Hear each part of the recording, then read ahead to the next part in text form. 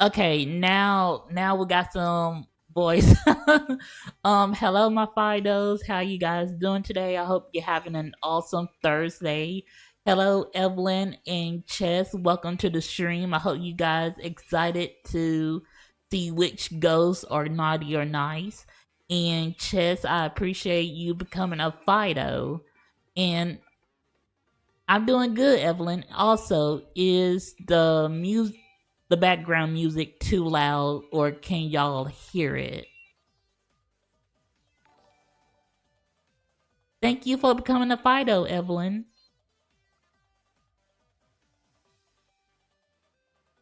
It's good. Okay, perfect.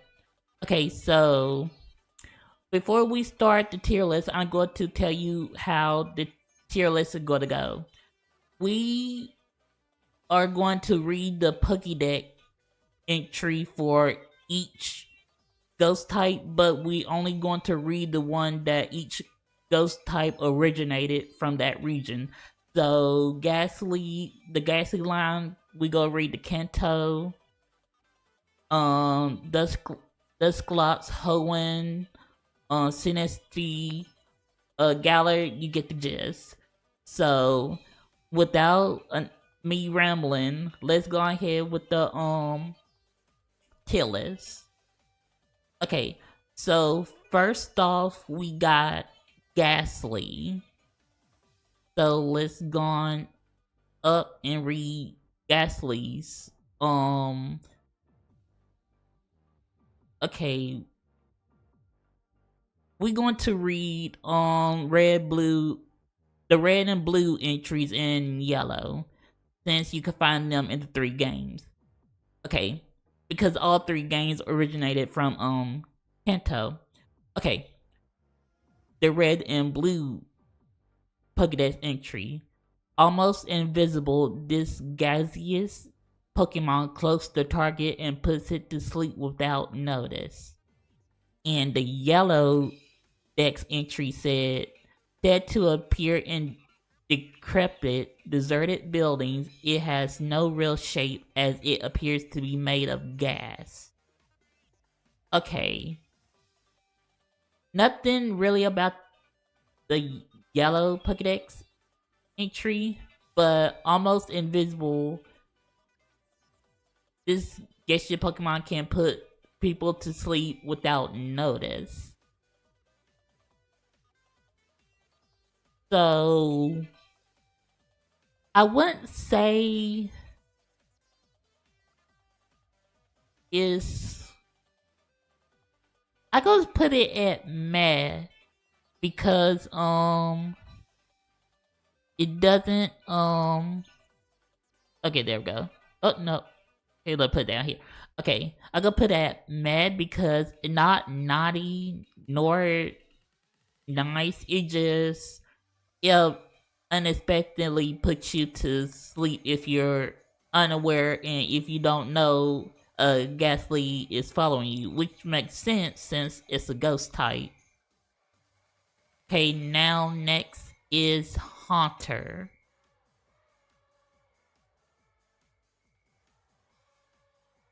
Okay, and the red and blue entries states that because of its ability to slip through block walls, it is said to be from another dimension.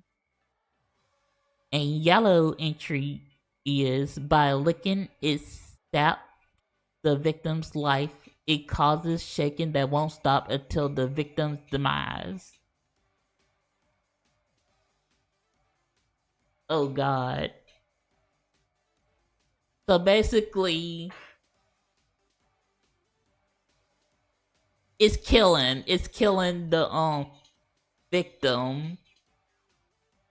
So I gonna have to put it at naughty.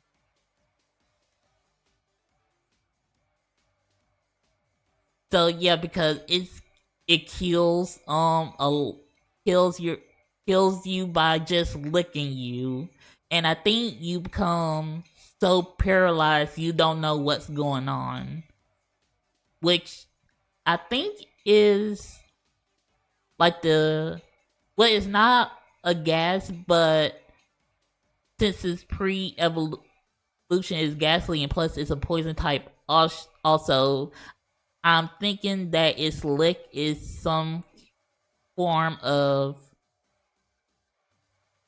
chloroform, but instead of sniffing, well, no, they. I forgot there's another type of poison that paralyzes you.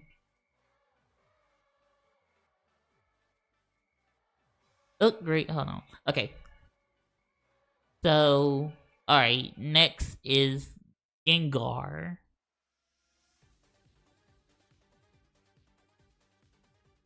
Its dex entry is under a full moon, this Pokemon likes to mimic the shadows of people and laugh at their fright.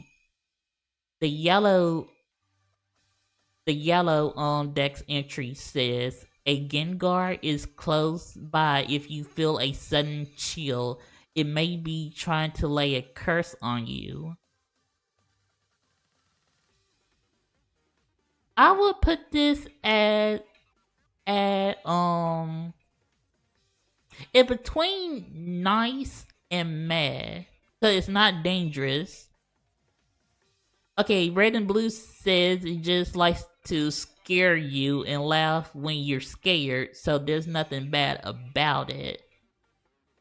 But yellow states that if it's close to you, you'll feel a sudden chill, and it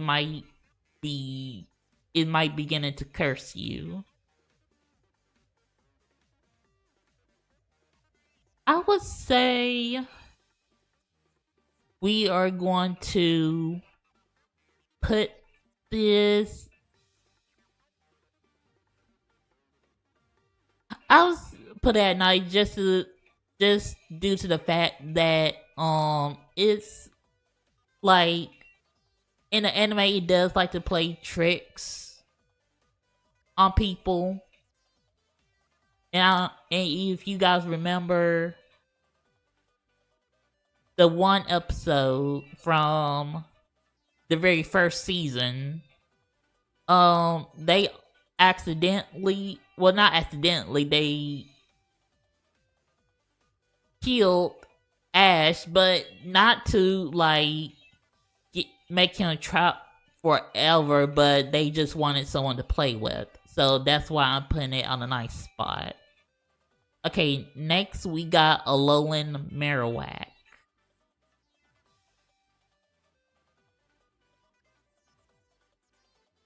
And Alolan Marowak is originated from the Alolan region, so okay, there's 4 dex entries for Sun and Moon and then the Ultra and Ultra Moon, so we go read those. Sun. Originally it was weak and timid. After evolution, its temperament becomes violent and it begins to wield bones as weapons. Okay, Moon.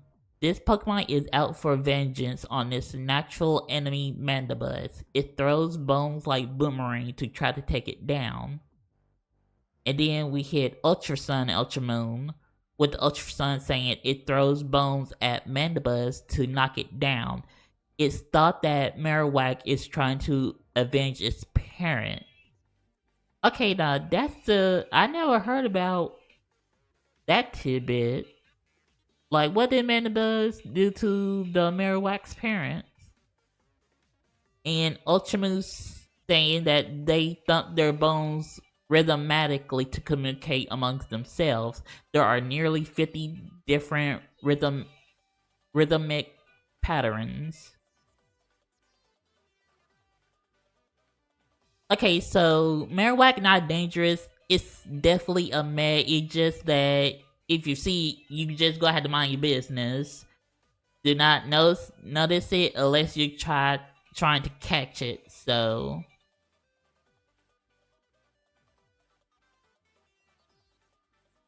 then now we got Hisuian Typhlosion.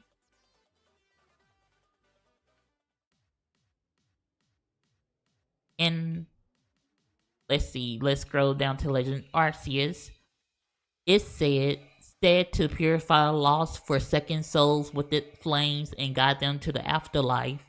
I believe its form has been influenced by the energy of the sacred mountain towering at Hisui Center. I would say I would definitely say it's nice because it's kind of like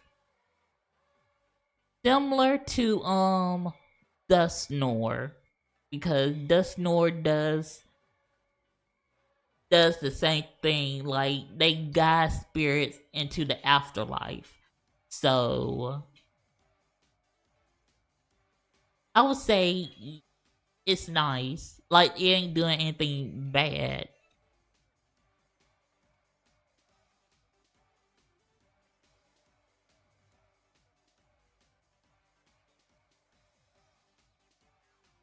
All right, let me. I'm sorry, I had to switch back and forth because I got if y'all commenting, I had to switch back over to Steam Labs to look at y'all comments. Then I got switched back to tier list. Okay, next is Mr. Rivas.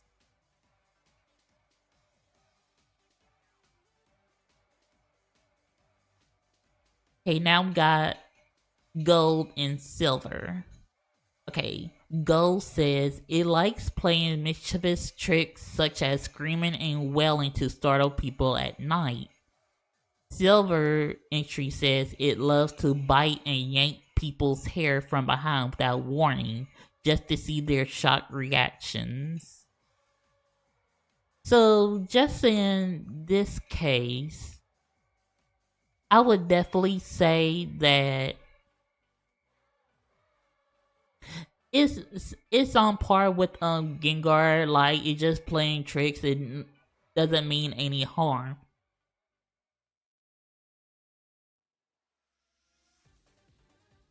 Okay, next is Galarian Curse Corsola.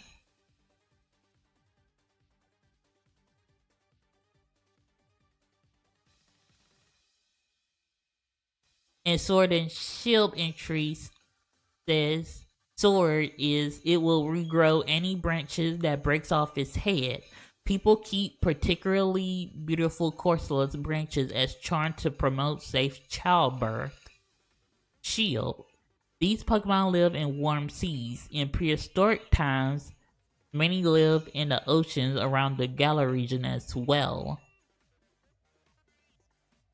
So it's basically meh because not real. It's not saying anything interesting about the Pokemon itself. Just it limbs. I mean, not limbs, but branches does break off, and people find them and make charms out of it. So definitely a meh.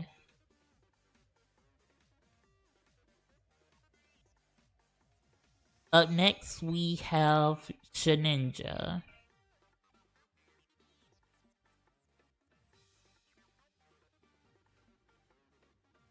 And I did know this because I thought it was in the Johto region, but apparently it's a Hoenn Pokemon. But Ruby entry states that Shedinja's hard body doesn't move, not even a twitch. In fact, its body appears to be merely a hollow shell. It is believed that this Pokemon will steal the spirit of anyone peering into its hollow body from its back. Then Sapphire says Shedinja is a peculiar Pokemon. It seems to appear unsought in a Pokeball after a Nakata evolves. This bizarre Pokemon is entirely immobile. It doesn't even breathe. So yeah, this is definitely Shedinja is definitely a mad Pokemon because it doesn't move. It just stands there. But interesting fact, like Shedinja has a great ability Wonder Guard, which you can only which only protect it from any other moves besides super effective. So if you don't got a rock, ice, no, fire, bug, and ghost type, I think it weak to rock too. If you don't have those in your party, you're basically screwed. So, but yeah, it's definitely a mad Pokemon.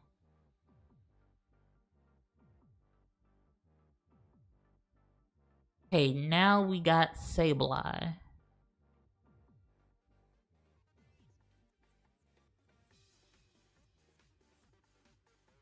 Okay, Ruby states that quiet Sableye lives quiet lives deep inside caverns.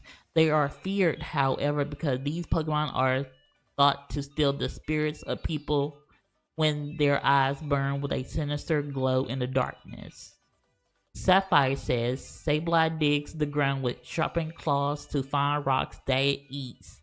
Substances in the eaten rocks crystallize and raise up to the Pokemon's body's surface. Again, we got mad another mad Pokemon. It just lives quietly in caverns and eat like gems and rocks.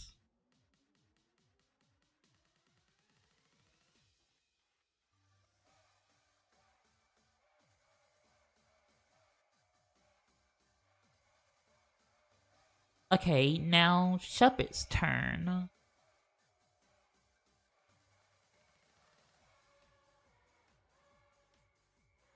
Okay, Ruby says Shuppet is attracted by feelings of jealousy and vindictiveness.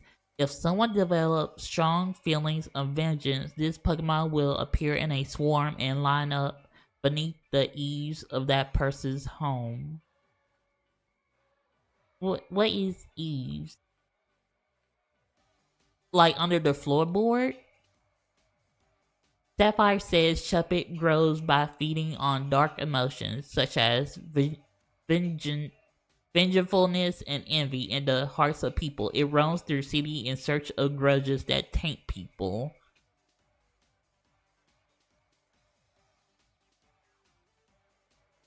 So it's definitely not mad. It's not naughty. It's nice. Like I see in it as it's feeding itself, like taking care of itself by eating people's jealousy and envy.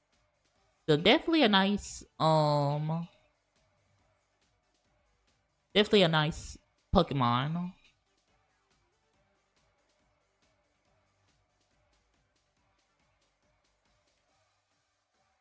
Now its evolution, Banette. Banette said, oh, excuse me. Ruby says Banette generates energy for laying strong curses by sticking pins into its own body.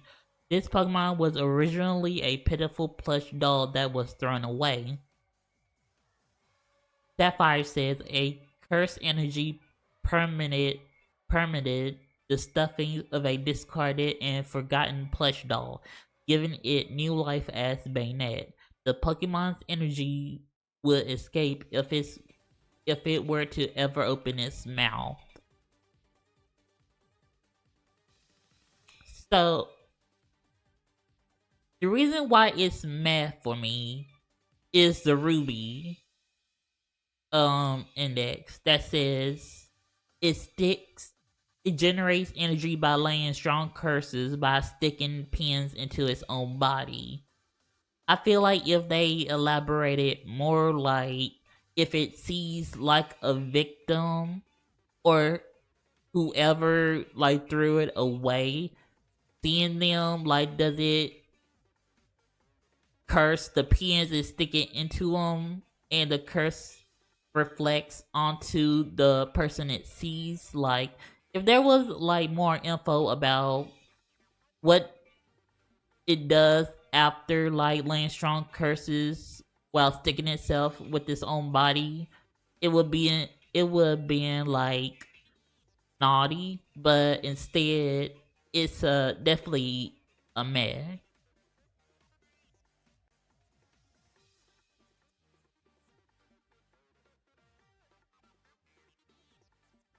Okay, now we got Duskull.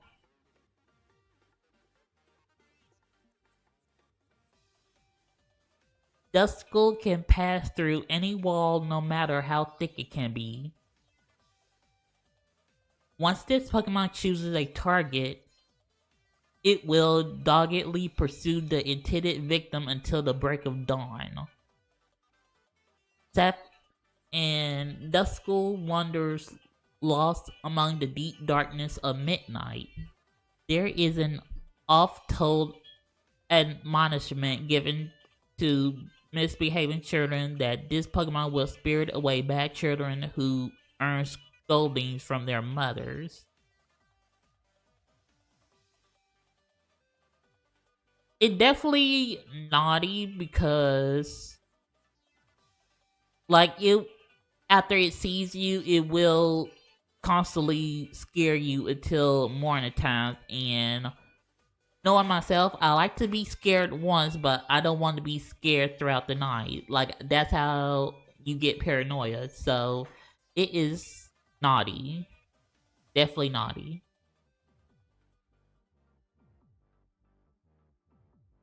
Next, we have Dusclops.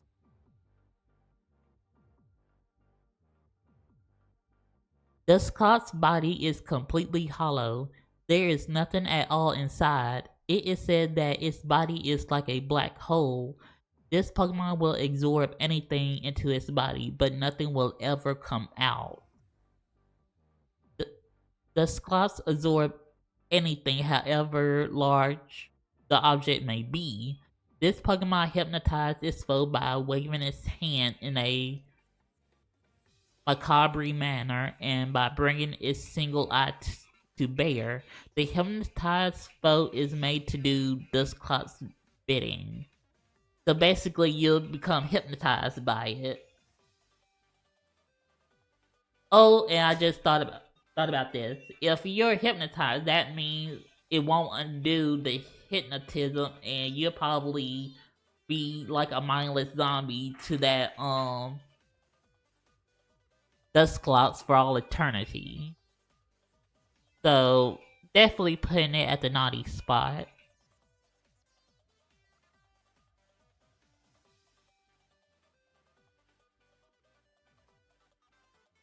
Now we got the final evolution, Dusknoir. Let me read comments.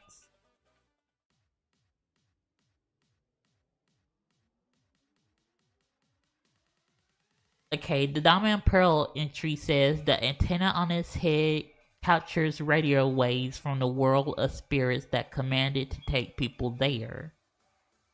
Oh, okay, so I got it all wrong and not like who that Hisuian Typhlosion. So it's nothing like Typhlosion, the Hisuian form.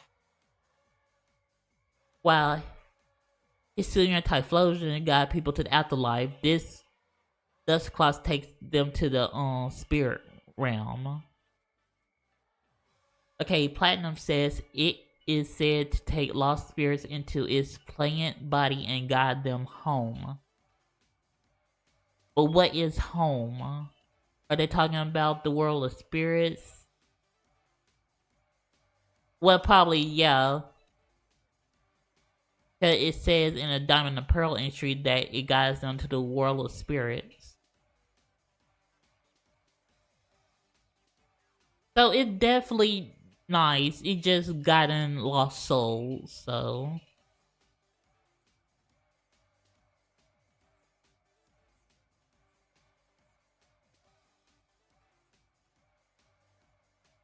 Next we got Drifloon.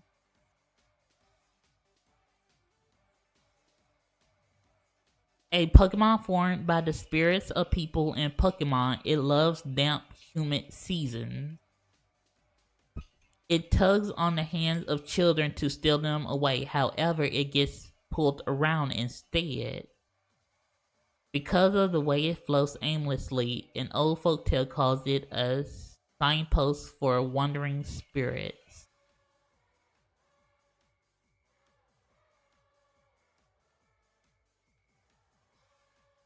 I would say I would say it's a mad because like it does it tugs on the hand of children to steal them away, but since they're wait a minute, hold on. No, that could still be a thing. Now that I think about it, it can still steal children. It doesn't matter if they're heavy or not. It can still like take children of small stature. So, but I'm wondering, is it intentionally?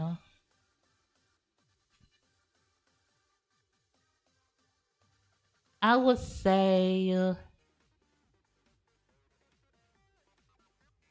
I'd say meh, due to the fact as we don't know of the instant, are they taking them to a different part away from their family? Like, where are they taking? Like it says to steal them away. Where to? I think that's the premise of we don't know where they going to take them. So, but it's definitely a mad Pokemon. Okay, next we got Drifblimp.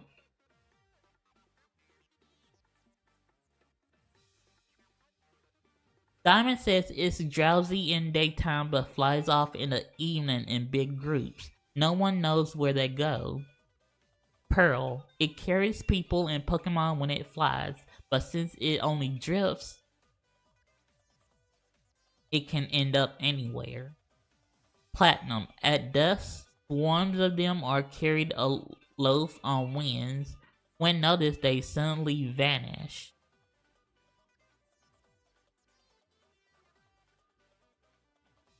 I would say they're nice. Like they're just like flocks of birds. Like they sleep in the daytime, but when it around noon or nighttime, they just go somewhere else. So Driftbloom is nice.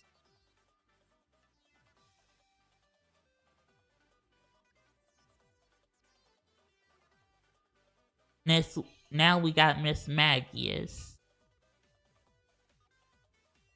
It cries sounds like incantation.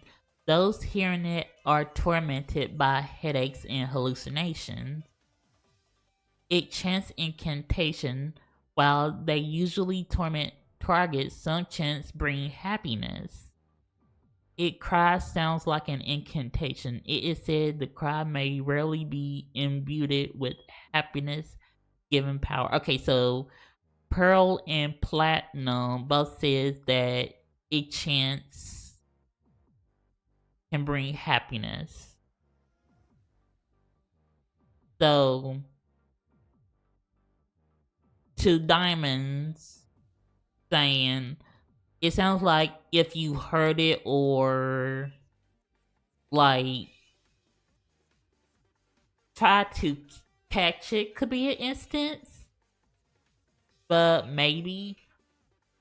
But if you try to hurt it, then yeah, it'll try to subdue you with headaches and hallucinations. So I say overall, this Miss Magius is a nice Pokemon.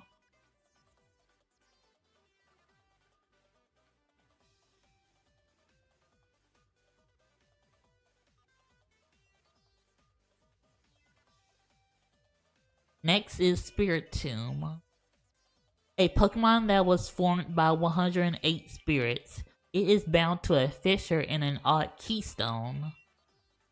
It was bound to a fissure in an odd keystone as punishment for misdeeds 500 years ago. So was it just? So it's basically talking about like all 108 souls like that did terrible things were all bound to this one keystone. So not the Pokemon itself that was punished. It was just all the spirits of people that done bad things. It constant mischiefs and misdeeds result in it being bound to an odd keystone by a mysterious spell. Okay, so it's definitely naughty because how the Pokemon came to be by five, like 108 evil spirits. So for all those evil souls, you gonna have to contain it somewhere. So that is based on the fact that it was punished 500 years ago. It's definitely naughty.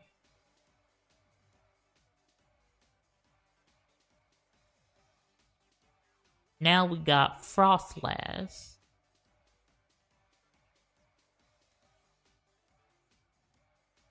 It freezes foes with an icy breath nearly negative 60 degrees Fahrenheit. What seems to be its body is actually hollow. It freezes prey by blowing its negative 58 degrees Fahrenheit breath. It is said to then secretly display its prey. Okay, yep. That is not naughty, but I want like know more. I know in Legends Arceus it was a little tidbit about Frostlass, like a man falling in love with a lady like he saw in a snowstorm, but it was actually a Frostlass leading him to his death. So Frostlass is naughty to a T. Just by and also displaying the body, like taking it home and just displaying the course like it's no big deal.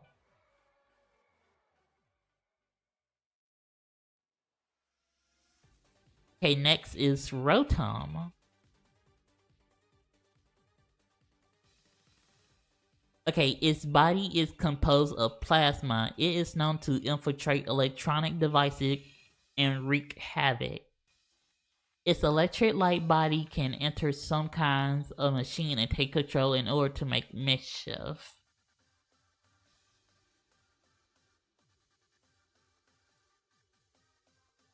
It's not nice and it's not mad, but is it really naughty? I mean,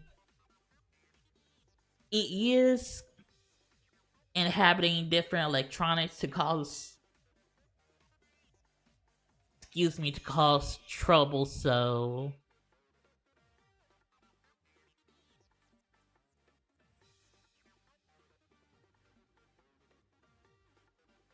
I go ahead to put it naughty, just to the amount of mischief this one Pokemon can bring.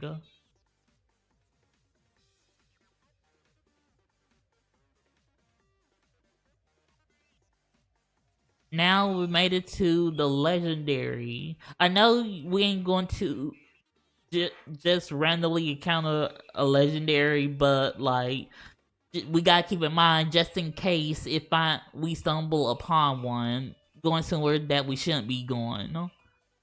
A Pokemon that is said to live in a world on the reverse side of ours. It appears in an ancient cemetery. It was banished for its violence. It slightly gazes upon the old world from the distortion world. Giratina is mad because I know it like was banished due to its violence to the distortion world, but let's be honest, like it'll only see us from the distortion world and not like they're going to come at us, not unless we were doing something wrong. Like in Pokemon Platinum, Cyrus was trying to create a new universe, which awoke in Giratina and upsetted it. So Giratina is definitely a meh.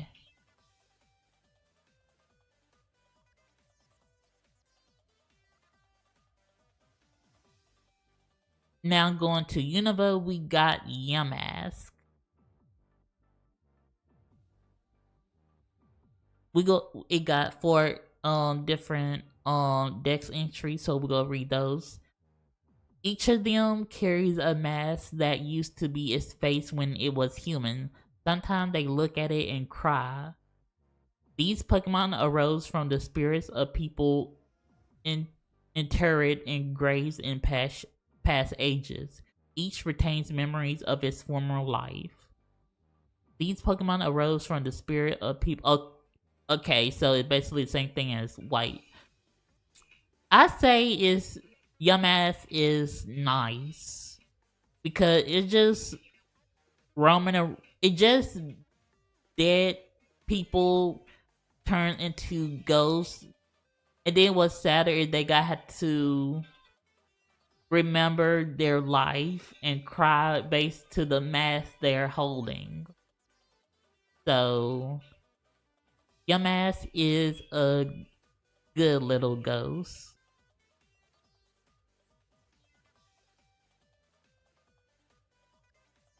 Then now we're going over to its Galarian form, Yamask. Galarian Yamask. In Sword and Shield, it says it wanders through ruins by night, carrying a mask that's said to have been the face it had when it was still a human. But Shield says the spirit of a person from a bygone age became this Pokemon. It rambles through ruins searching for someone who knows its face. So basically, oh wait, no. Oh my god, I'm so sorry. I was still reading the Yamask. I wasn't at the Galarian Yamask. Okay, now here we read about Galarian Yamask. A clay slab with cursed engravings took possession of a Yamask. The slab is said to be absorbing the Yamask's dark powers. Oh. It's said that this Pokemon was formed when an ancient clay tablet was drawn into a vengeful spirit. So it's still a nice Yamask. Like, all it is just, it has like a curse engraven on it that's draining its ghostly powers.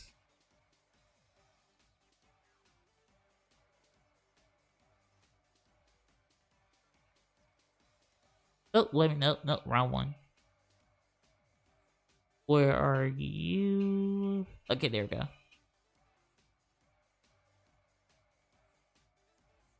Now we are going over to Cofagrigus.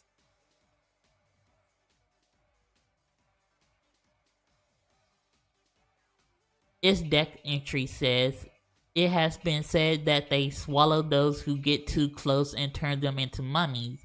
They like to eat gold nuggets. They pretend to be elaborate coffins to teach lessons to grave robbers. Their bodies are covered in pure gold.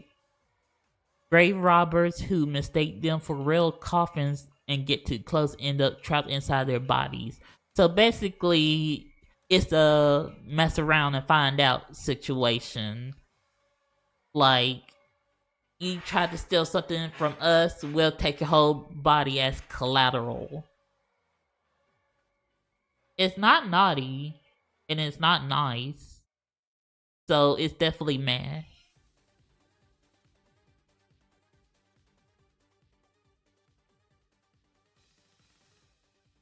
So now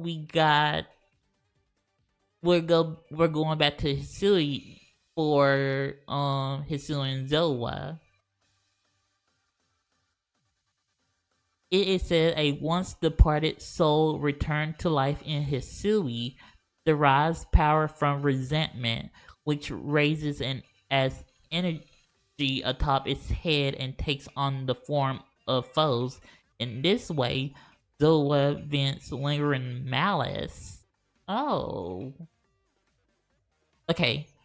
Oh, if y'all hear me saying whoa, that's because I did not read the dex entries for when I played each of these games, so but I know some by watching the anime Pokédex entries. but it still amazes me. But I'll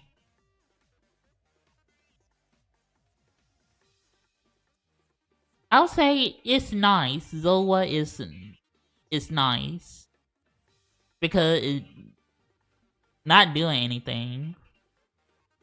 It's just wandering around being brought back to life in Hisui. Now here come Hisuian Zowart, which we might get a different story. When it's this when it's disheveled white fur, it looks like an embodiment of death. Does it now? I have not looked at that detail. Heedless of its own safety, Zowart attacked its nemesis with a bitter energy so intense it lacerates Zowart's own body. So it basically, like in certain situations, whether it's to protect its own, or in this instance, trying to drive Pokemon trainers away, it will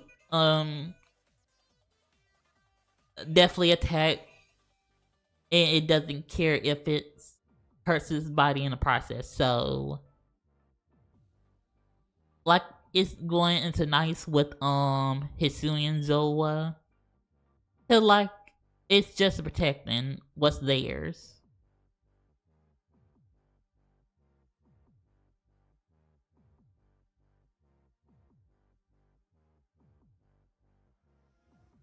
Now we're going to the deep sea for Frillish.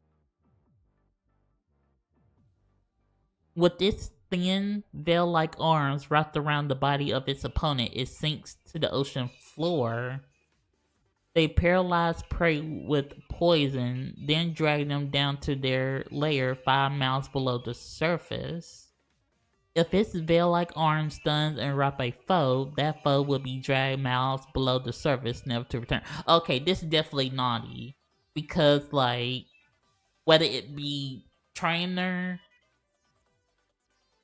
another Pokemon is trying to eat, or just Ongo or just swimming, and they unfortunately get caught by a Frillish. They getting dragged, so Frillish, you are a very naughty jellyfish.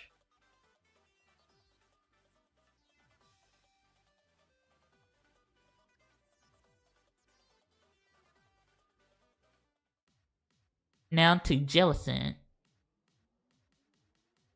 The fate of the ships and crew that wander into Jellicent's habitat, all sucking, all lost, all vanished. Wait a minute, hold on, let me read the rest because hopefully we get more info. They propelled themselves by expelling absorbed seawater from their bodies. Their favorite food is life energy. Its body is mostly seawater. It said there's a castle of ships Jellicent have sunk onto the seafloor. Okay, now back to Black Dex entry. Like, okay, all sunken, all lost, all vanished. Like, how did Jellicent do that? Like, was it like a lot of multiple Jellicents attacking the ships? And that could be it, because like in the Frillish Pokedex entry, they dragged their foe down 5 miles into their lair.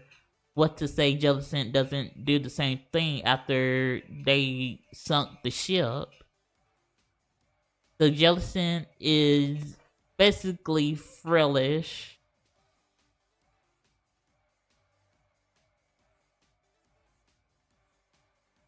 Now we got the cutest little nightlight, Litwit. It says Litwit shines a light that absorbs the life energy of people and Pokemon, which becomes the fuel that it burns. While shining a light and pretending to be a god, it leeches off the life force of any who follow it. Its flame uh, is usually out, but it starts shining when it absorbs life force from people or Pokemon. Okay, so it's nice because let me tell you guys why. Like, okay, it drains the energy from people and Pokemon, but it's not doing it on purpose. It's just sitting there like minding its own business. Like it's not hypnotizing them to come towards the flame for Litwick to drain the life energy. So Litwick is a nice candle.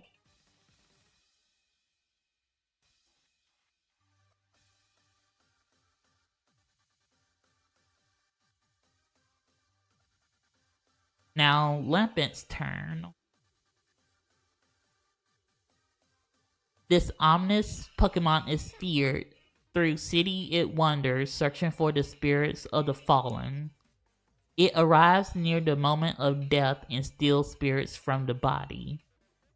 The spirit it absorbs fuel its baneful fire. It hangs around a hospital waiting for people to pass on. Okay, so like Litwick, it's not doing any harm. It's just trying to look for food to feed its fuel, well, the fire inside its body.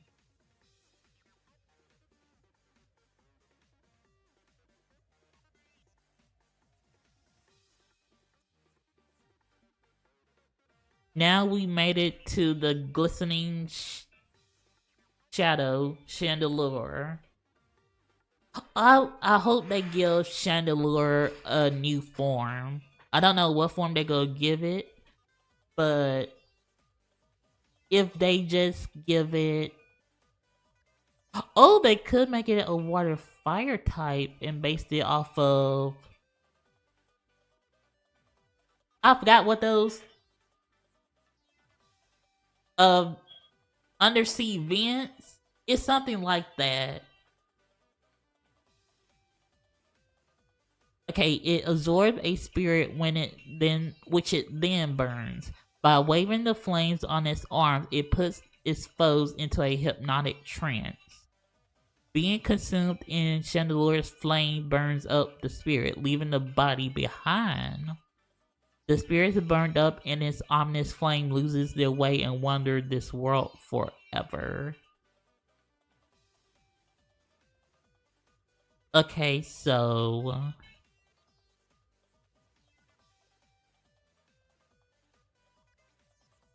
it's a meh because it's not nice nor naughty. It just like it's not doing maliciously. It's just that it's like if you do come across it, it will start dancing and you. The initial thought would be you thought it was just showing you a new like playing around with you, but you'll soon get hypnotized and your soul starts to burn up.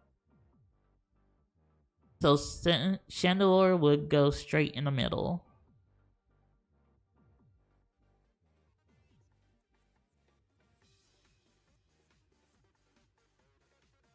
Now we have Goled.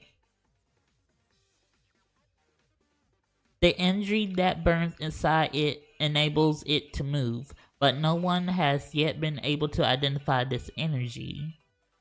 These Pokemon are thought to have been created by the science of an ancient and mysterious civilization. Ancient science fashioned this Pokemon from clay. It's been active for thousands of years. So, Golbat is mad because we just getting info on like how it was made. So, Golbat buddy, you are in the middle. You're mad.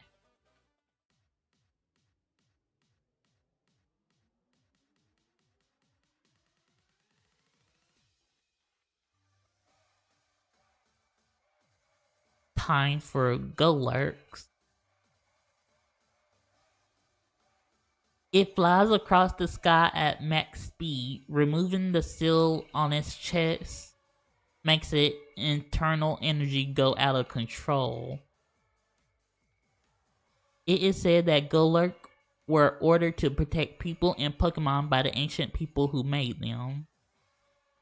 Golurk were created to protect people and Pokemon. They run on a mysterious energy. Okay, so it's definitely nice based on White and Black 2 and White 2's Pokedex entry. But like when it evolves from a Golett, like before they before the seal on his chest happened, like when it Golett evolved, like it cracked a little and a lot of it energy was pouring out and it was coming out of control. But wait a minute. If it okay, civilization made these Pokemon so okay, yeah. So my thoughts exactly. They did make Golurk, but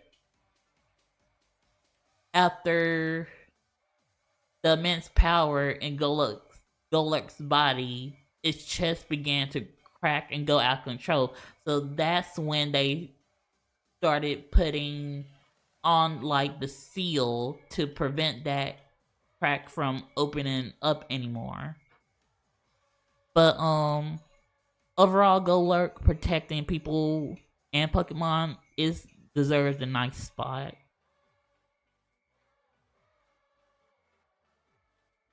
Now time to go to France to learn about this sword.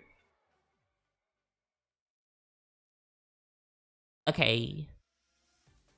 Apparently this Pokemon is born when a departed spirit inhabits a sword. It attaches itself to people and drinks their life force. If anyone dares to grab its hilt, it wraps a blue cloth around that person's arms and drains that person's life energy completely. Okay, so basic it's a Honage is a man just mind his own business. Like if you accidentally pick it up or mistake it for a sword, it's not your fault. It's just that you wasn't aware that this was that sword was actually a Pokemon, and you are soon to become dead. So this sword posed no threat.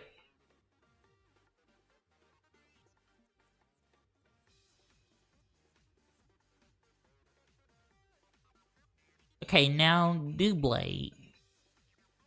When Honedge evolves, it divides into two swords, which cooperate via telepathy to coordinate attacks and slash their enemies to ribbons. The complex attack patterns of its two swords are unstoppable, even for an opponent greatly accomplished at swordplay. But this is confusing because when Honedge does evolve to Doublade, how does it magically get a second sword? Like, does it like? That's confusing. But back to the Pokédex entries. Definitely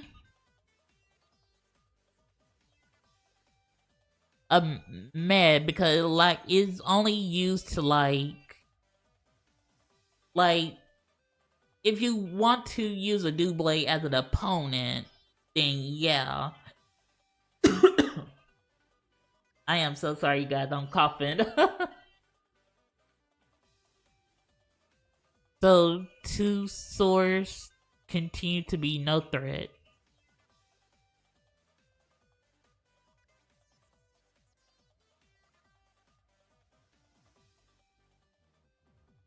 Now time for the single king sword, Asia Slash.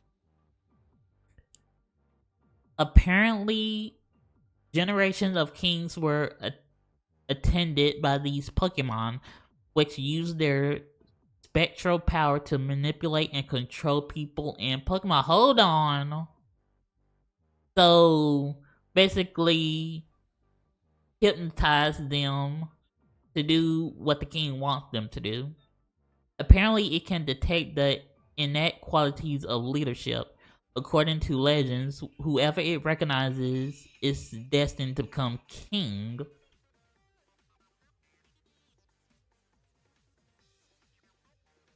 So it's,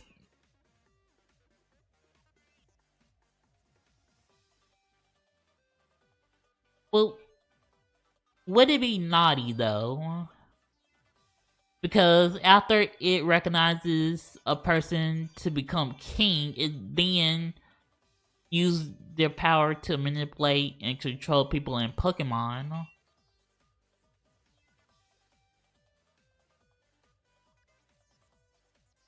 I put them in the middle because they're not being forced and they're not evil. They're just following what the king wants to do. Or if it is the king's decision to manipulate and control both people in Pokemon.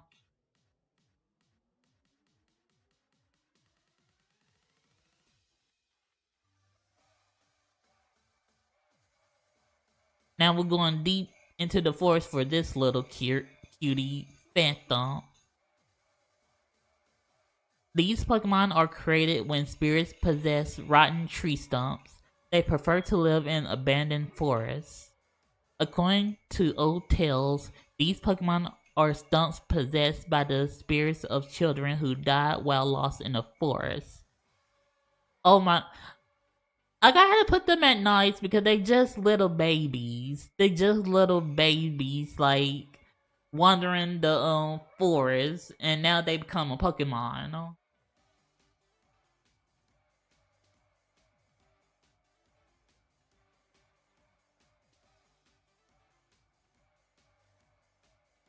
But let's see, will this giant tree still be nice?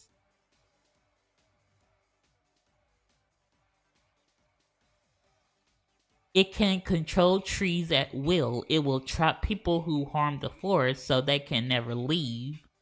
Using its roots as a nervous system, it controls the trees in the forest. It's tied to the Pokemon that resides in its body. Okay, now that I didn't know. I didn't know Pokemon can live inside its body. But yeah, it is nice too. It's just that if you try to destroy the forest, that will be your end. It is very protective about the Pokemon around it and the forest itself, so this tree is a great protector. Now, I hope you guys ready to go pumpkin patching because now we're about to take a look at Pumpkaboo. The pumpkin body is inhabited by a spirit trapped in this world. As the sun sets, it becomes restless and active. It is said to carry wandering spirits to the place where they belong so they can move on. Oh, so we got another group, another Pokemon to lump in with Hisuian Typhlosion and Dusknoir.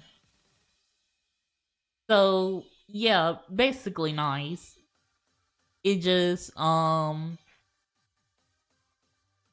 helping souls to move on.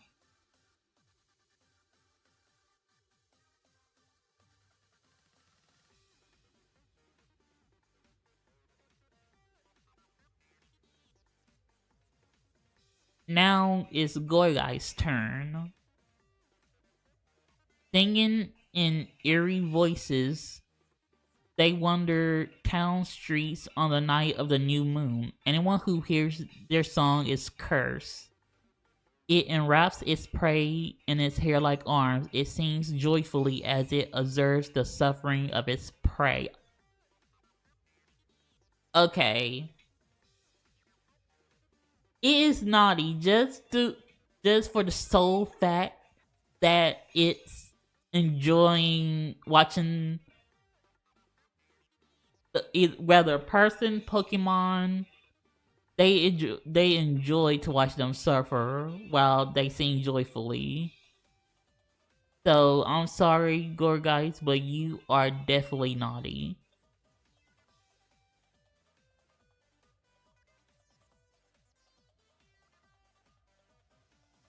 Now let's take a look at this Daijin Hoopa.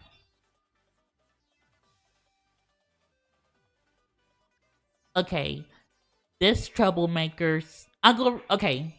Before I read it, I go read everything because we don't know which. Well, no. It originated from the Kalos region. Okay, never mind. We'll read X and Y. Oh my god. This troublemaker sends anything and everything to faraway places using its loop, which can warp spaces. It gathers things it likes and passes them through its loop to teleport them to a secret place. So it's not evil, it just like kind of like if you don't want to get up or like go somewhere that's far away, he could just use his loop to like transport to where he wants to go and get the thing that he wants. So Koopa is nice, just a little trickster.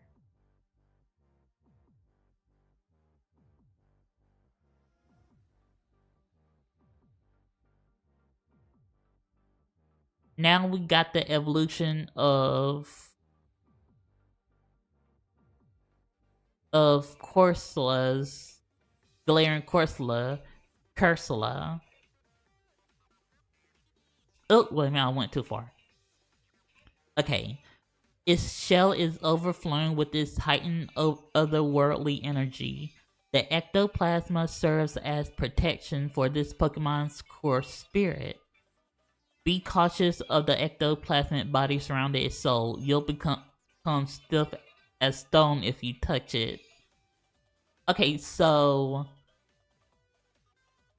okay, it doesn't say like for how long time, so it probably might be saying you'll stay like that forever. So Ursula is a meh. Like it's not evil and not nice. It just minding its own business.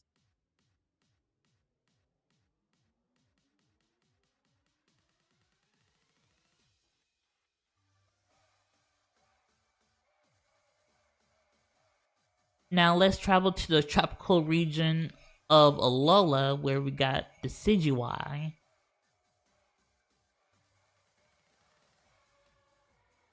It fires arrow quills from its wings with such precision they can pierce a pebble at distance over 100 yards.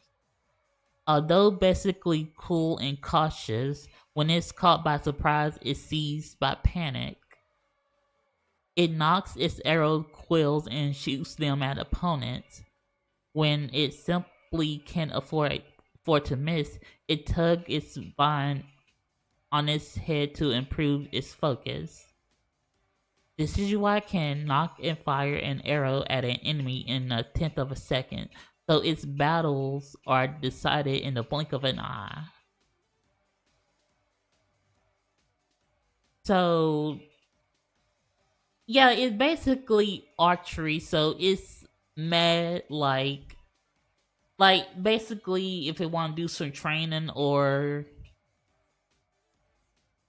want to hyphen its focus, and then it keep on using its quill and then tighten to make sure he got laser focus.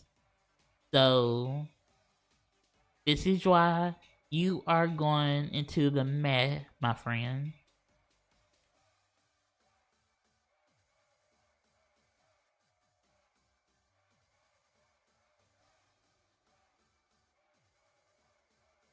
Okay, next is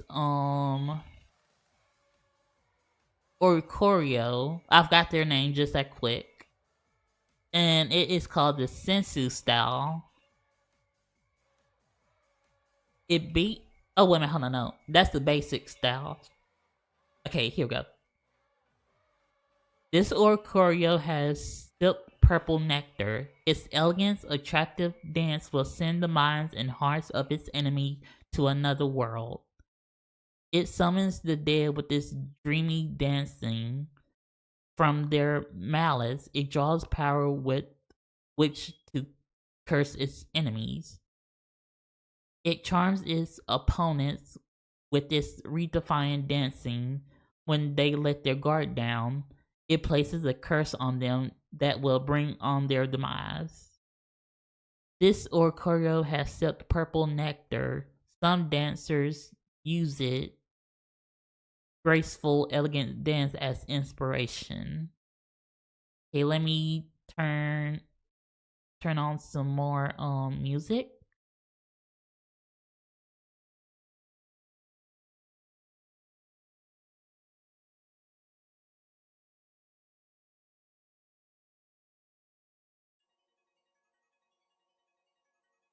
Okay.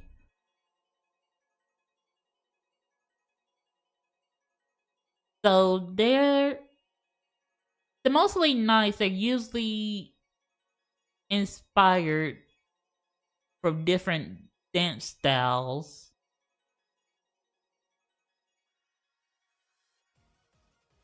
And like from Moon's saying from their mallet it draws power with which to curse its enemies. So but like I said, it is mostly used for dances, so I'll definitely put it at a nice spot.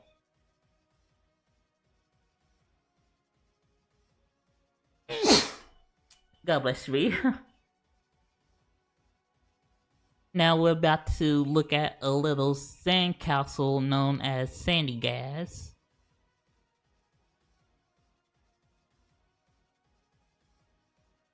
Okay, born from a sand mound, playfully built by a child, this Pokemon embodies the grudges of the departed. It takes control of anyone who puts a hand in its mouth, and so it adds to the accumulation of its sand mound body. It likes the shovel on its head, so Sandy Gas will get serious and fight any children who come to take it back. If you build sand mounds when you're playing, destroy them before you go home, or they may get possessed and become Sandy Gas.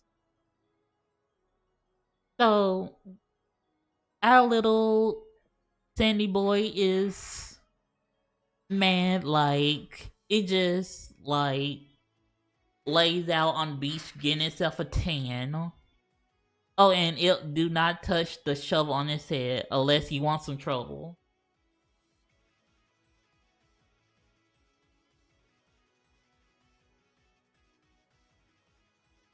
And with apply with more sand, it becomes Palisand. It dex entry reads possess people controlled by this Pokemon transform its sand mound into a castle. As it evolved, its power to curse grew even stronger. Buried beneath the castle are masses of dried up bones from those who violated the oh god vitality it has drained. Each of its grains of sand has its own will. Palisand eats small Pokemon and siphons away their vital essence while they're still alive. Good god. Once it has whipped up a sandstorm to halt its opponent in their tracks, this terrifying Pokemon snatches away their vitality. I'm sorry, this is scary. Just imagine you like you're at the beach one day, minding your own business. Next thing you know, a sandstorm comes up, and then you trying to find way trying to figure out what's happening. Next thing you know, you're swallowed by a sandcastle and are dead beneath this whole body. So you are definitely naughty, Polisan.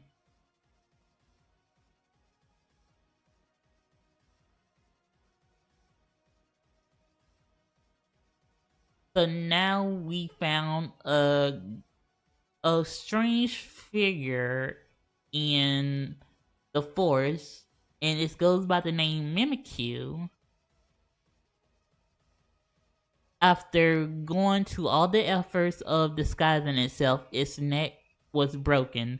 Whatever is inside is probably unharmed, but it's still feeling sad. Moon. If its neck is broken or its rag torn during an attack, it works through the night to patch it. It stands in front of a mirror trying to fix its broken neck as if its life depended on it. It has a hard time getting it right, so it's crying inside. Oh, poor baby. Sad that its true identity may be exposed, Mimikyu will mercilessly seek revenge on any opponent that breaks its neck. Which, well, I only know that it has a rivalry with Pikachu because since Pikachu is so loved, like, and it can't be loved due because of its appearance, it'll actually kill someone, so it had to hide itself under a rag. So, but I'm putting this baby up at the nice spot. It just Mickey just wants a friend, and I am here to be that friend.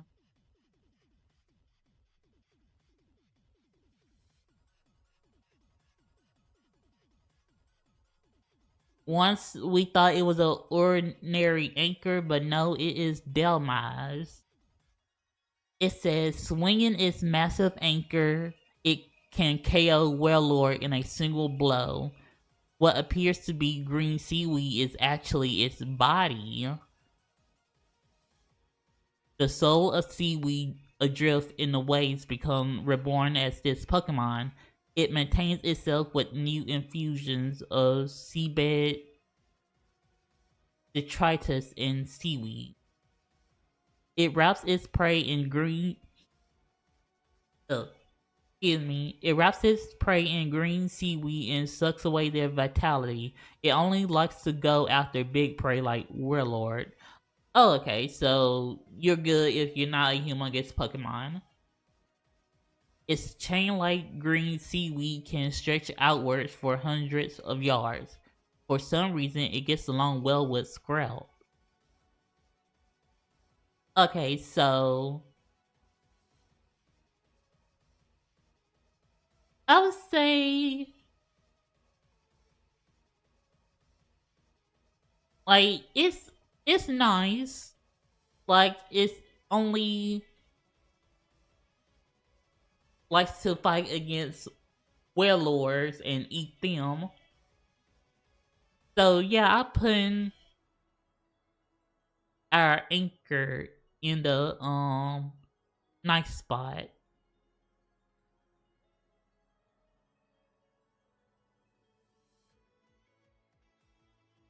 Next, we have the legendary Pokemon of the Moon, Lunala. It is said to be a female evolution of Cosmo. Hold on. I didn't know this. When its third eye activates, away it flies to another world. Said to live in another world, this Pokemon devours light, drawing the moonless dark veil of night over the brightness of day. Records of it exist in writings from long, long ago, where it was known by the name the beast that calls the moon. It sometimes summons unknown powers and life forms here to this world from holes that lead to other world. Okay, so it did, like, a long time ago in the Alolan region. It did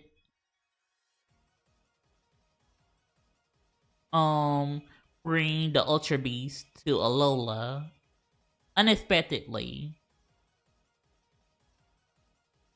And I can see how it could cause people in the region some trouble, but it's not like they're seeing it every day. It's like once every blue moon. So Lunala is definitely meh.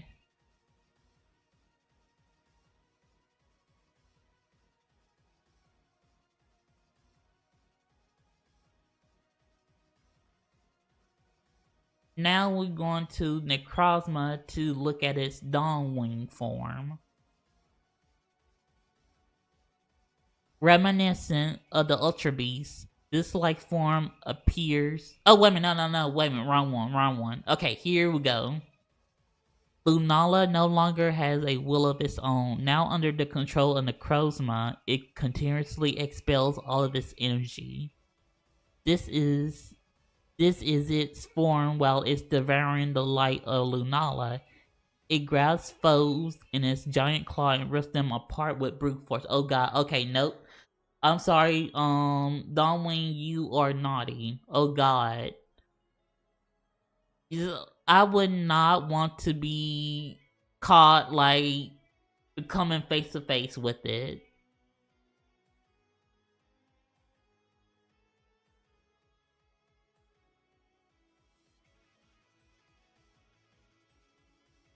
Next we got Marshadow.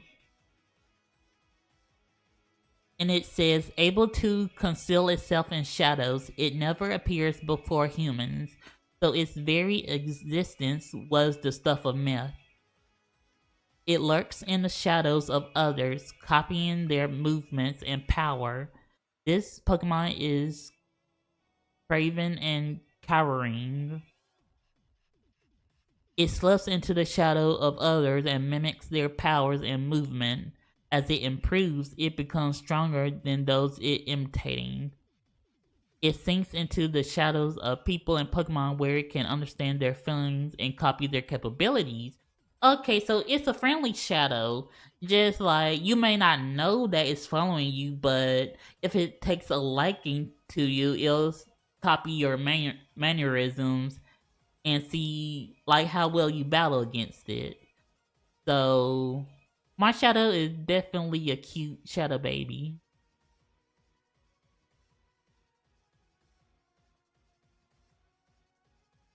Next, we got the Ultra Beast, Balsiphalon.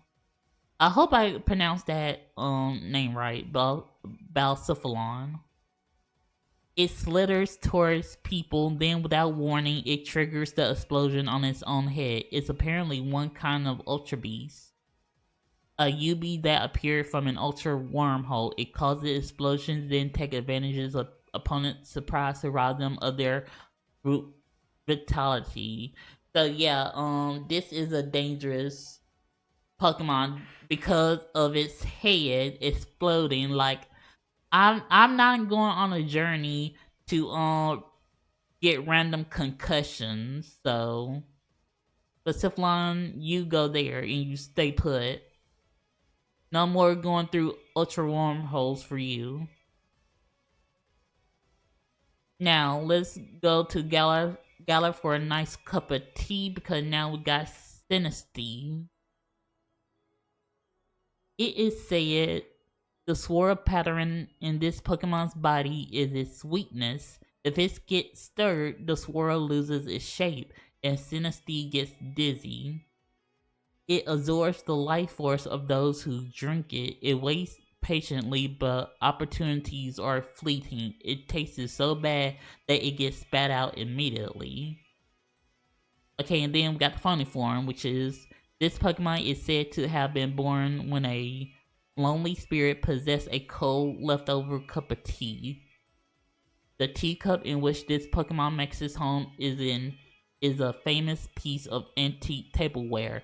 Many forgeries are in circulation. So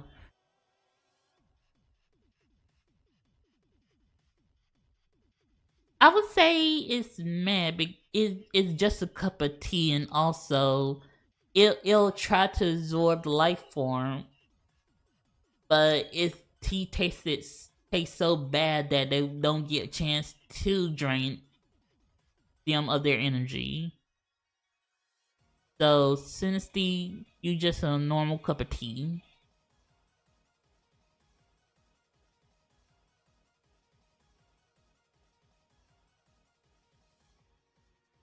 Now we took a look at the cup of tea. Now let's look at Poltergeist, uh the picture of tea. I know that's not the right saying, but pot of tea. There we go. Trainers Poltergeist Trust will be allowed to experience its distinctive flavor and aroma firsthand by sampling just a tiny bit of its tea.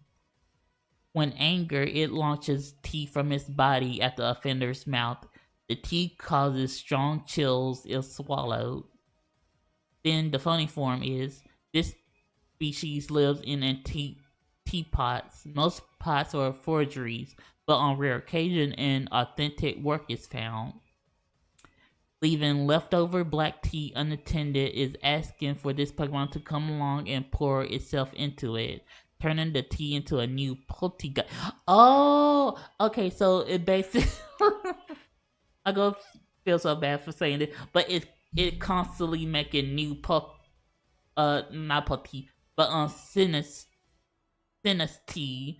So there's never ending amount of the little guys. So basically, it's like Poltergeist came first before the Sinistea. So definitely nice because it shares its tea with trainers it trusts.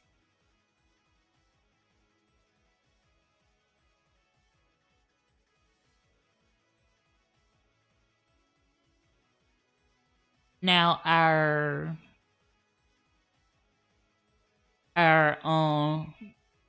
Galarian Yamax evolved into a new Pokemon called Runagrigus. A powerful curse was woven into an ancient painting.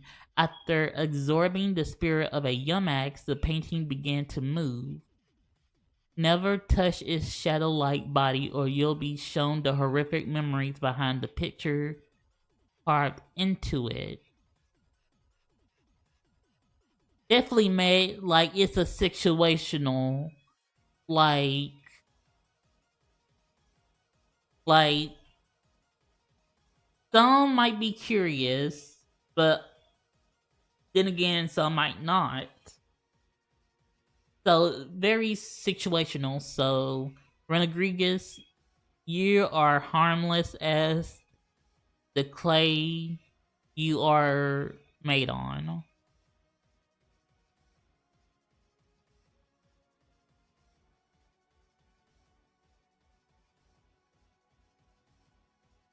Now we got the cute little ghost draggy Dreepy. After being reborn as a ghost Pokemon, Dreepy wanders the area it used to inhabit back when it was alive in prehistoric seas. Oh, okay, so Dreepy was from well, it wasn't a Drippy now, but back then it was another dragon and lived in the seas. So I wonder if we ever get a fossil Pokemon that's somehow related to Drippy. If this weak Pokemon is by itself, a mere child could defeat it. But if Drippy has friends to help it train, it can evolve and become much stronger. I say Drip. I know from the Pokédex entry it's mad, but I'm putting it at nice because look at the little guy. It just like it's like a ghost noodle.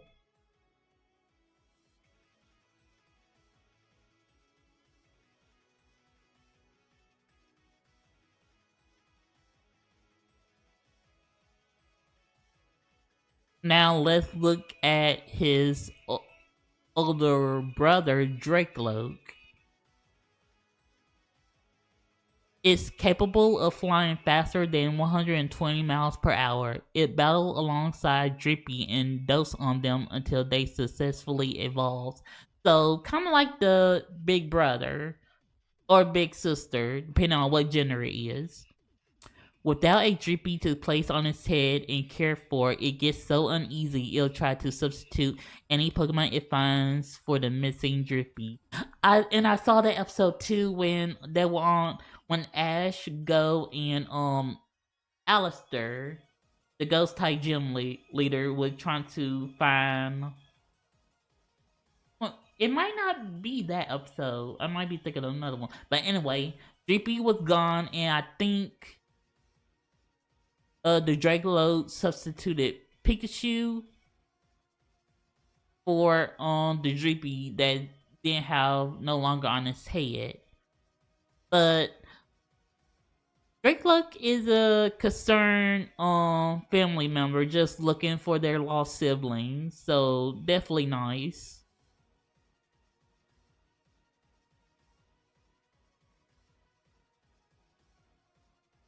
Now let's see how strong this little Dreepy became.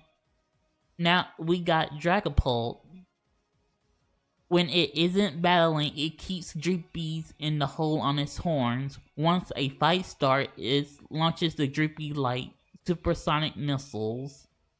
Apparently, the Dreepy inside Dragapult's horns eagerly look forward to being launched out at Mach speed.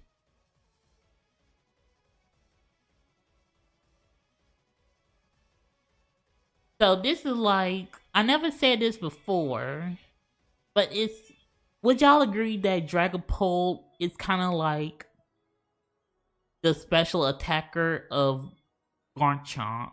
So looking at its speed, its speed, its attack and special attack is good, but it's kind of like a glass cannon with 75 defense and special defense.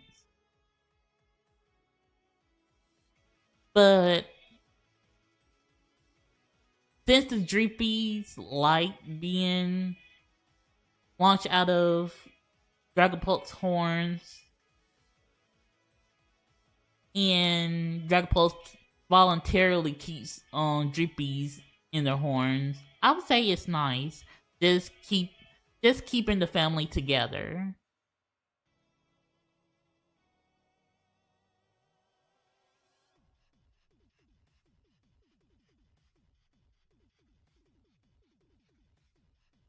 Next, we got the legendary ghost pony of the oh dang, the oh god, I forgot the place. The tundra, the Crown Tundra. There we go. It probes its surrounding with all of its senses save one. It doesn't use its sense of sight. Spectre's kicks are said to separate soul from body. Oh, okay, that's scary. As it dashes through the night, Spectre absorbs the life force of sleeping creatures. It craves silence and solitude. So, it's mad bad to say it's not.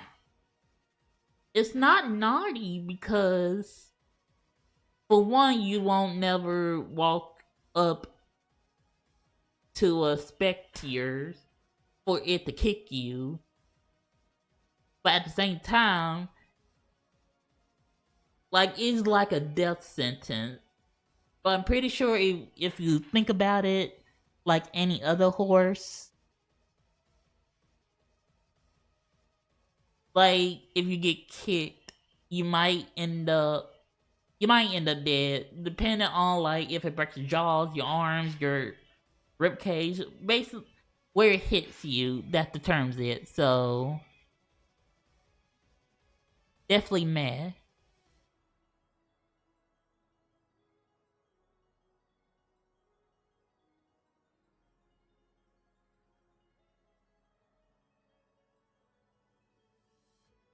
Next, we got the Ghost Rider form of Calyrex when Calyrex and Spectre become one.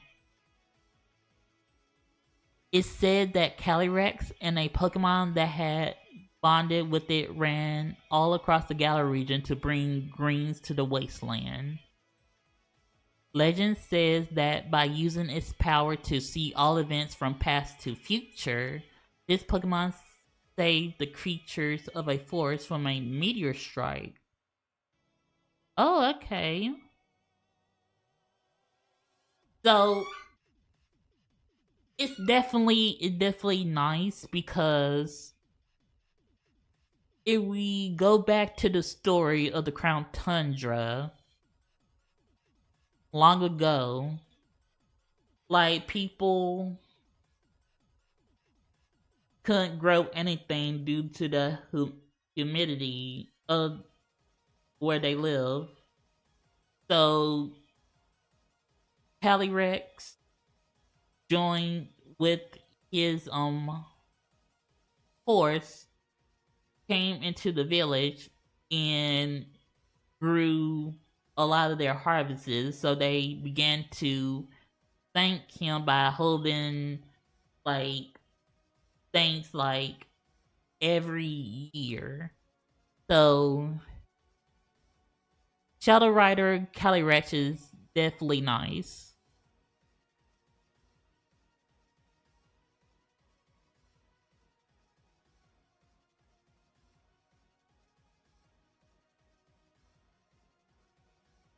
Next, we're going to look at the evolved form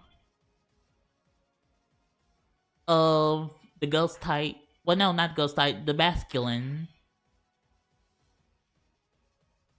which is Basculegion. Basculegion. Okay, I hope I said is. I gonna pronounce it the best way I can. Class itself in the souls of comrades that perished before fulfilling their goals of journeying upstreams. No other species throughout all Hisui's rivers is Basca Legion's equal.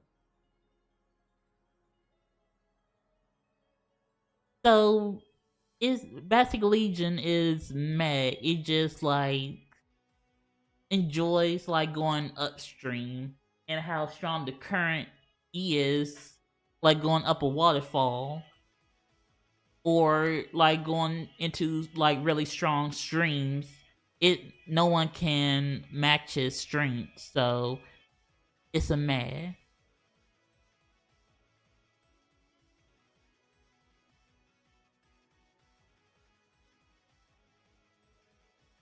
Up next, we going to Paldea and saying hello to Skeledirge, the final evolution of Fuecoco.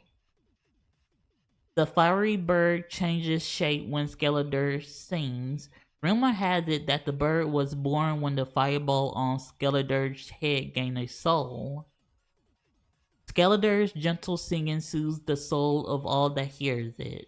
It burns its enemy to a crisp with flames of over 5,400 degrees Fahrenheit. Based on I'm based on Pokemon Horizons and Roy's for Coco, they have a nice bond, and for Coco likes to sing, so I'm definitely placing Skeledirge in nice. And also I can't wait because now Roy's for Coco is now a Crocolore, and I can't wait to see the adventure it has with the egg shaped fire ball on its head, like this situation Crocolore going to get itself into.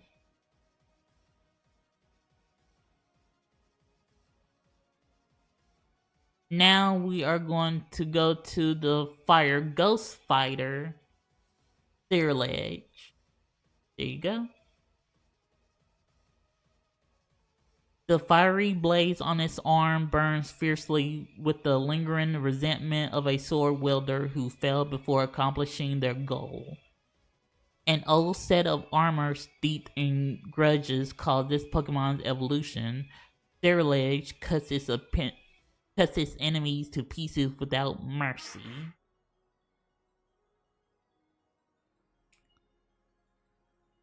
Mm.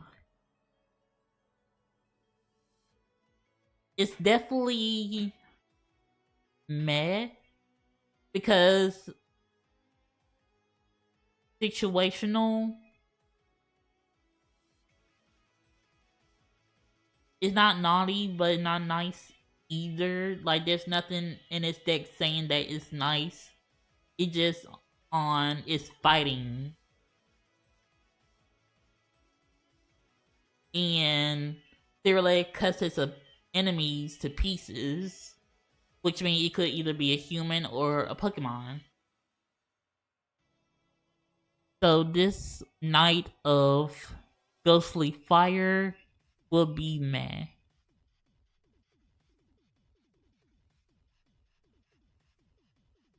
Now we're going to the desert to find a little tumbleweed called Bramlin. A soul unable to move on to the afterlife was blown away by the wind until it got tangled up with dry grass and became a Pokemon. Not even Bramlin knows where it is headed as it tumbles across the wilderness. Blown by the wind, it blows getting wet. I mean, you're a grass type. Shouldn't you, like, don't care if you get wet? Or, like, due to the combination of sand and dust it gathers, like, it'll weigh it down. So I'm assuming that's why it doesn't like to get wet. So I would put Bamblin at Med, like, just a ghost that's there.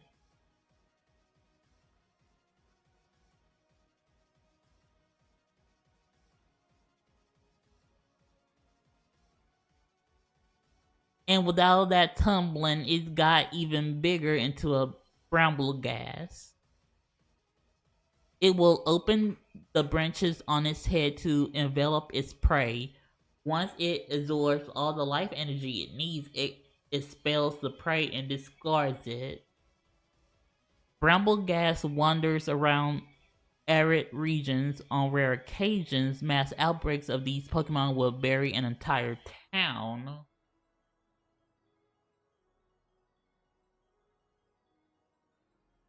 So, not naughty, not nice. It's just there. And I want to take a moment to talk about its evolution, like how, like, okay, I know we had to walk 1,000 steps, but like while we walking, it got to pick up more dust and grass in the air and on the ground, and that way it gets bigger and bigger until it turns into a bramble gas. Because at that time, it's not actually a evolution, more like a form. But yeah, if there ever a mass outbreak, they will cause an entire town to like panic. But I'm pretty if the town knows how to like get rid of the bramble gas, so it won't bury the town. So it should be good. So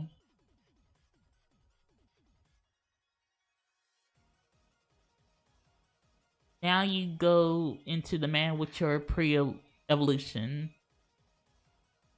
Now let's say hello to the ghost, our very first ghost doggo, Grievard. It is said that a dog Pokemon that died in the wild without ever interacting with a human was reborn as this Pokemon. So, if you think about it, like every dog Pokemon we have had up until now, including Fido, Dashbun, the two, Mabostiff and Mashif. Thinking of a wild dog Pokemon, if it dies, it'll become a Greavard. So it won't. So it was one of these dog Pokemon, but it turned into a Greavard. This friendly Pokemon doesn't like being alone. Pay it even the slightest bit of attention and it will follow you forever. Now, who would get mad at that? Who wouldn't mind having a ghost pupper to follow them forever? You don't even gotta catch it. You can just pet it a little, show it the slightest affection, and it will follow you everywhere. Like, I do believe if I was in the Pokemon world, like, just imagine I'm in my house. I'm already a fairy type trainer, but just imagine you come into my house and I got Growlithe, Arcanine, Houndour, Houndoom, Rockruff, Lycanroc, um, Fido, Dashbun, Mightyena, Peachiana, like the whole, all Snubble, Granbull, like you'll be shocked to see, oh my god, like this person is totally dog obsessed. But Greavar is a total cutie, so it definitely deserves the good boy spot of nice. Now our Greavar evolved into a big boy known as Houndstone. I'm about to say Houndour. Its entry says Houndstone spends much of its time sleeping in graveyards. Among all the dog Pokemon, this one is most loyal to its master. So it's in the same boat as Arcanine and Growlithe. A lovingly mourned Pokemon was reborn as Houndstone. It doesn't like anyone touching the protuberance atop its hand. So basically the tombstone on its head. But I wonder why. If we do get episode, I mean, we did get episode with the rapper gym leader, her Houndstone, but a private episode. If one of them do catch a Houndstone, I kind of want to see like why you can't touch it. Like, will it curse them, or like what will happen? But other words, Hounds, this big good boy is going to the nice list.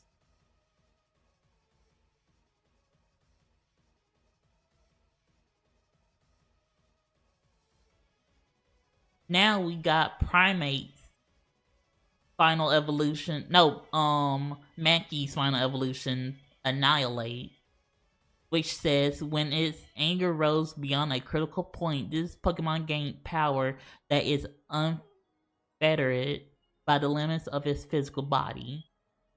It imbues its it embeds its fist with the power of the rage that it kept hidden in its heart.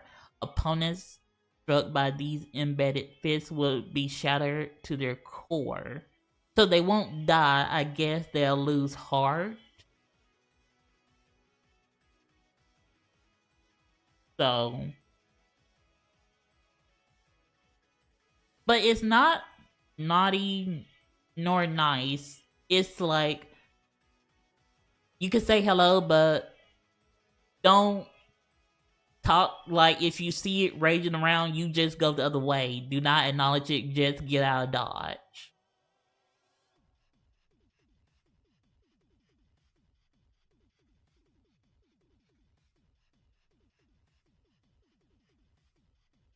Next, we got the coin collectors, Gimme Ghoul, both chess and Roman form. Its chess form states that this Pokemon was born inside a treasure chest about 1,500 years ago. It sucks the life force out of scoundrels who tried to steal the treasure. It lives inside an old treasure chest. Sometimes it gets left in shop corners since no one realized it's actually a Pokemon. So the chest form is very protective, but let's say situational. Like, what if you didn't know it was a Pokemon and you found a treasure chest full of gold? Then it'll accidentally suck your life force. So the chest form is meh. Now let's look at the Roman form. This Pokemon was born from passion that seeped into a coin.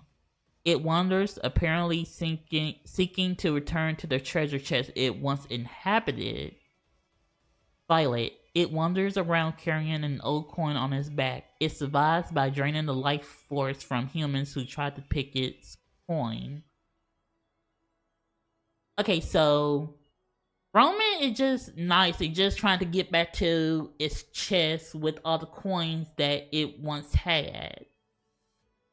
So, chest form is meh, while the Roman form is nice.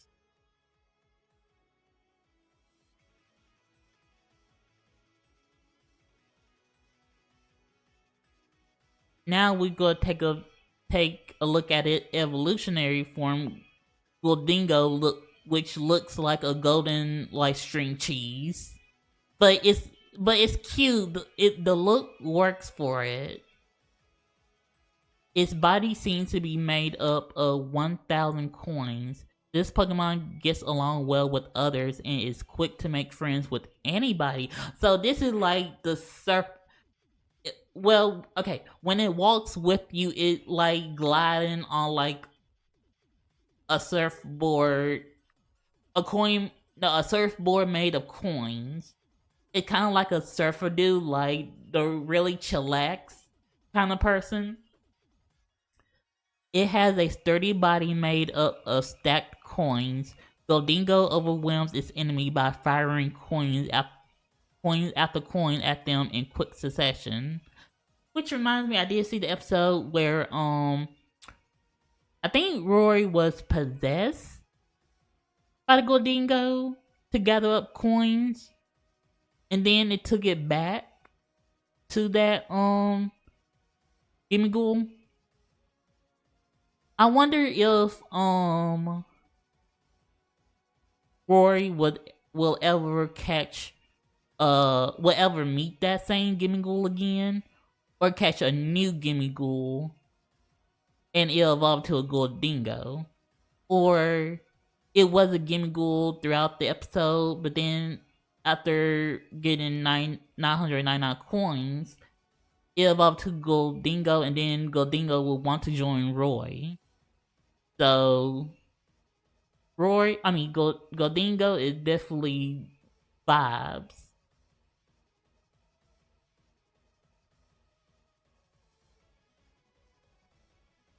Next, we are going to go to Kitakami and look at the original form of Poltergeist, which is not the second evolution, but the first.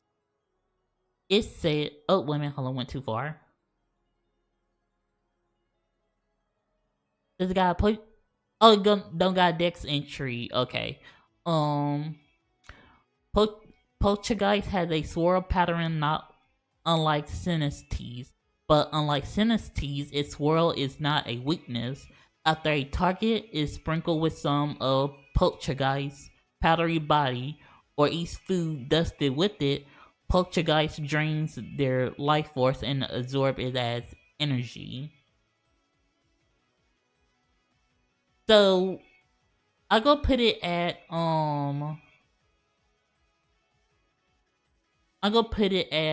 naughty because it's knows it. I mean, it's trying to eat, but at the same time you're deliberately killing people and or Pokemon to feed yourself. So Poltergeist is going on the naughty tier.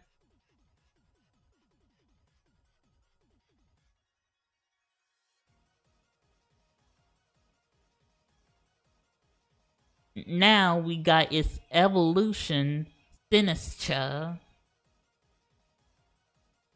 In Sinister, okay, we don't got no info about Sinister, but like due to the story, like the Pokemon YouTube video on when Sinister was first announced. Well, no, that was Poltergeist. That was announced that it will smack a person's hand if they handle the tea wrong. It basically like Poltergeist was giving them etiquette lessons on how to hold a tea or a teacup. But I'm guessing if we reverse it with Sinister, I'm guessing like if you trying to make matcha, if you do it wrong, it'll like I would say like smack your hands or either whip your hands with the broken matcha whisk on top of his head. So we gonna put it at meh.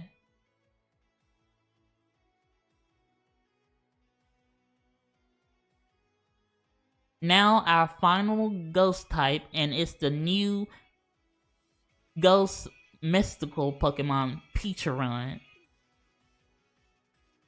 And it is said, okay, well, there's no info on Peachurun, but we could already tell from the epilogue of the Hidden Treasure of Area Zero that it once lived with the parents with people that did not have a son. They wanted to take care of something, and so Peachurun came along and brought them all sorts of gifts. And then also to express its gratitude, Peachurun gave it some of its mochi to them, and that's how they got really greedy because Peachurun wasn't trying to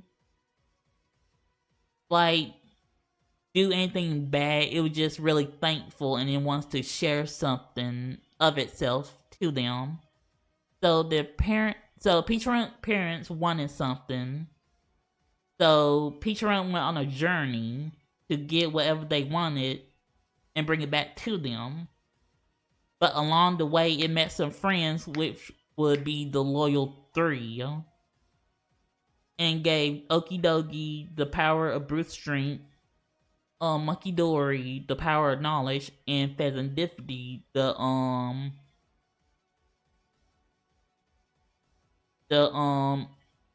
ability of beauty. So when they made it to the land of Kitakami and they saw this trainer, this random person, and ogre pawn, and they were looking at the mask and thought, hey, even though we're going to get something for your parents, let's go ahead and try to take the mask from them. So Peachurun gave them the order to get the mask, but what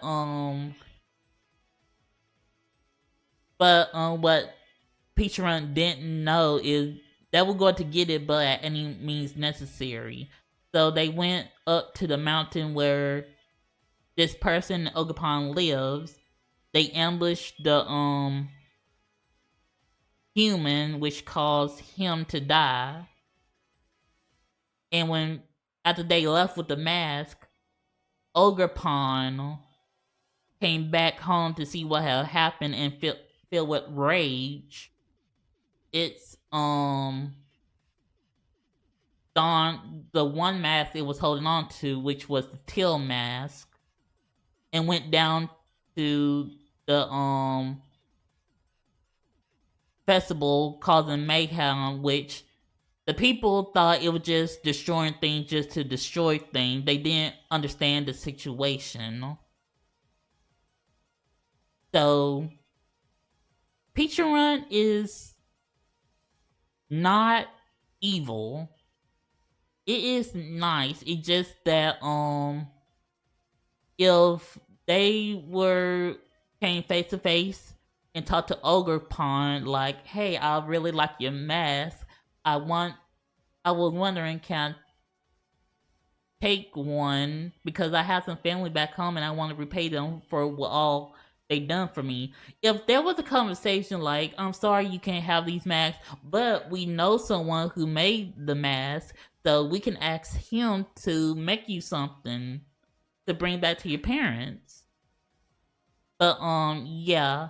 But in my book, Run is nice. It's not evil. It was just misunderstood. Both Ogrepon and Run was two Pokemon that was misunderstood.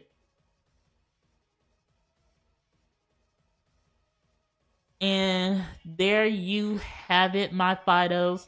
The complete tier list of all the ghost type Pokemon who are nice, in the middle, or naughty.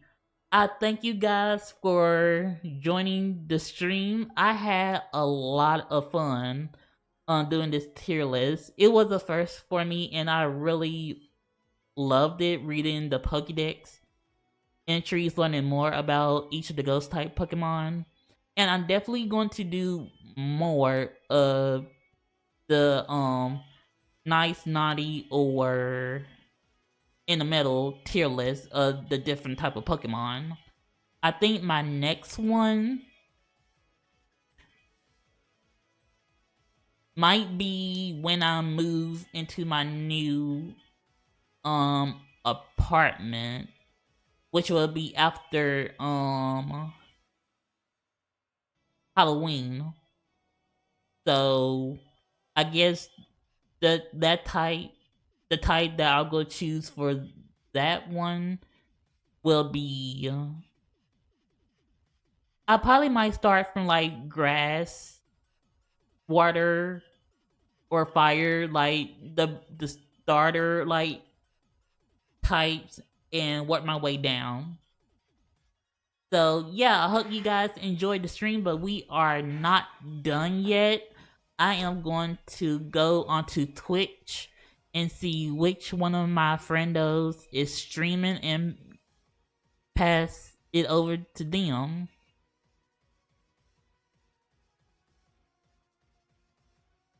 And I see Ezekiel Atlas, they just started their Donathon. So I'm gonna send it over to them.